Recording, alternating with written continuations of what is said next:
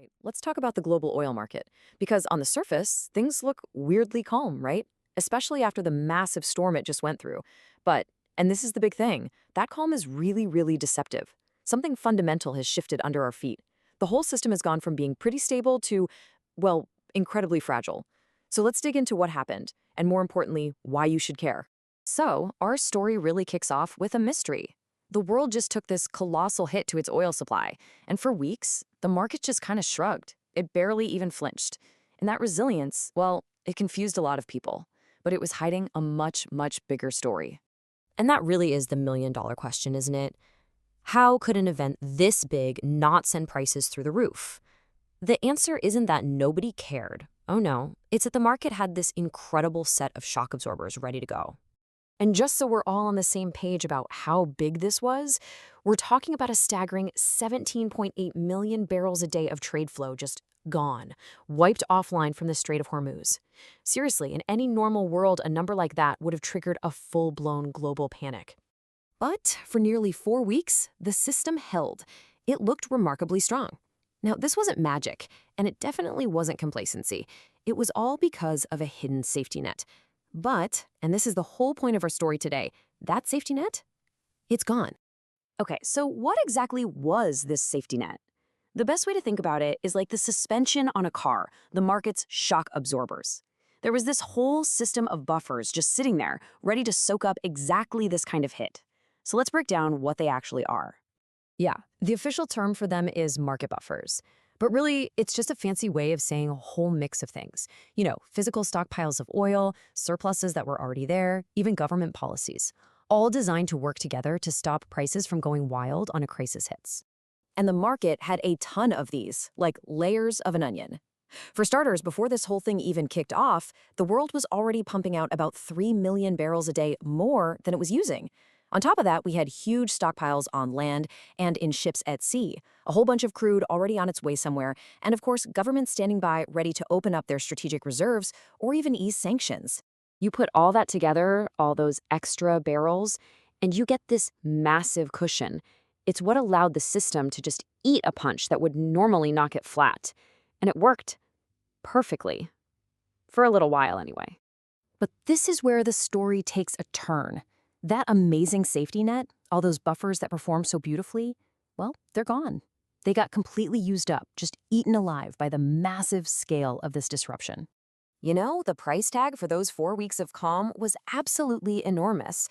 To keep things stable, the market had to burn through something like 500 million barrels of supply. 500 million barrels. That's the cushion that has just vanished. And right now, you're probably thinking, okay, but what about the government response, the strategic petroleum reserves? And yeah, those releases have definitely been big, but they have one huge critical flaw. They are just way too slow and way too small to keep up with how much we were losing every single day. Let's look at the math, because it's pretty stark. The daily supply loss was nearly 18 million barrels. The absolute best case scenario, the maximum flow from a coordinated IEA release, is only 2 million barrels a day. It's like trying to put out a forest fire with a squirt gun. The numbers just don't work. And you know, the problem is even deeper than just speed. The official policy response has some really big holes in it. For one, the IEA releases don't really cover massive consumers like India and Pakistan. Then you have China sitting on these huge reserves, but they haven't touched them. And maybe most importantly, that other key buffer, all that crude on water, the oil on tankers heading somewhere, that pipeline is now running dry. It's emptying out fast. So, if you take away one thing, let it be this. The system that soaked up that initial shock, that resilient, buffered system, it is not the system we're operating in today. It's just gone. We are in a totally different world now. And that brings us to the new reality. The market has made this fundamental shift from being buffered to being, well, fragile. And this new fragility, it changes everything. Think about it like this. The old system, it absorbed shocks. That meant you got these kind of linear, manageable price moves. The system had a surplus. But now, the new system amplifies shocks. Without any slack, without that absorptive capacity, any little disruption can cause this huge, totally out of proportion price spike. The shock absorbers are just gone. And that right there is the really dangerous part.